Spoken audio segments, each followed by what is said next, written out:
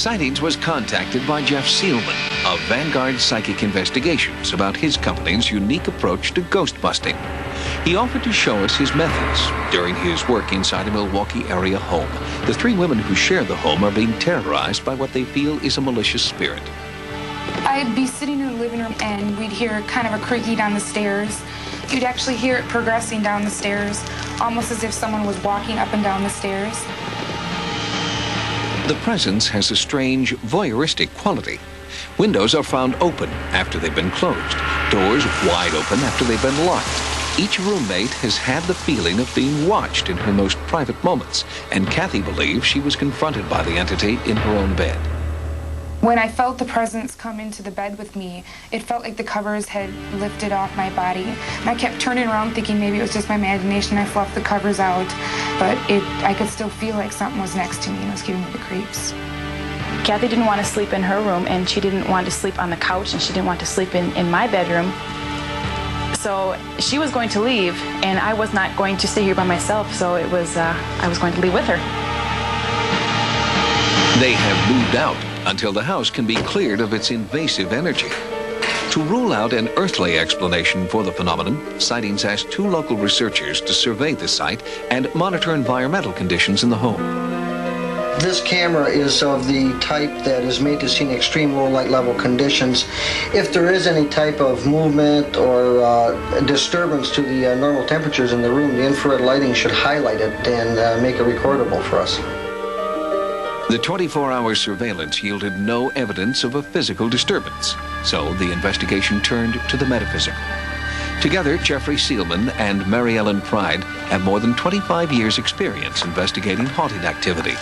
They employ a mix of psychic contact and spiritual cleansing to rid Midwestern homes of disturbing energies and entities.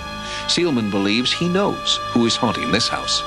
I think it's a very powerful spirit, very evil, negative, obnoxious, parasitical, a feeder that feeds off of energy from others, in this case, the three women who live here.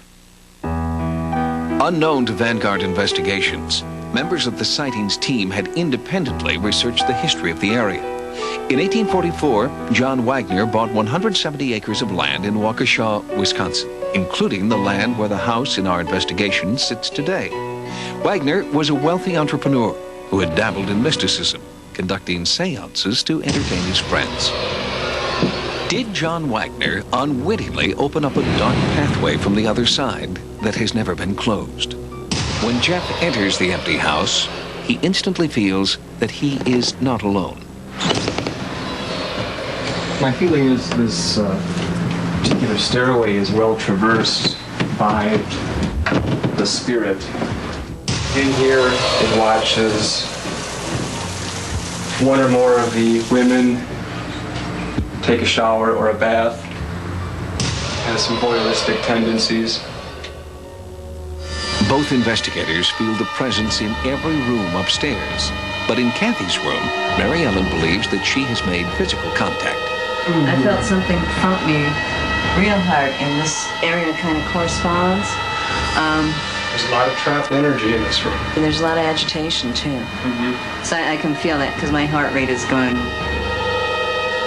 Jeff and Mary Ellen agree that there is a single entity here, definitely male, and potentially more violent than he has shown himself to be. Jeff and Mary Ellen psychically search for the vortex of his energy, the place they term the nest. The nest is in the basement, and I think Mary is very close to it. Could predate the time that the house was built, actually, is what my thought would be. Could be. This is a pretty intense energy, and it's pretty much directed at women as opposed to men. Once the nest is identified, Jeff begins to perform a ritual of his own design that he believes has greater power and effectiveness than exorcism. In Kathy's bedroom, he uses symbolic gestures drawn from many faiths to force the entity from this location, replacing its negativity with healing energy. Then, in the basement, at the supposed source of the haunting, Jeff performs a final ritual to drive the dark force out completely and close the spirit portal, ensuring the entity will not return. I cleanse the atmosphere of all of the house.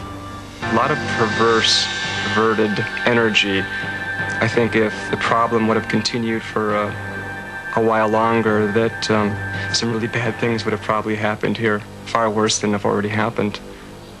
After the ritual cleansing, the three women who had lived in the home agree to return for a visit. There is trepidation, but all three feel that the house has a new, benevolent energy. There's no way of predicting what could happen, and they said it would have been worse, and I have no desire for that to happen. I'm just relieved because whatever it was is gone. Since our investigation, Kathy, Erica, and Jen have moved back into their rented home. So far, the haunting activity that drove them from the site has not returned.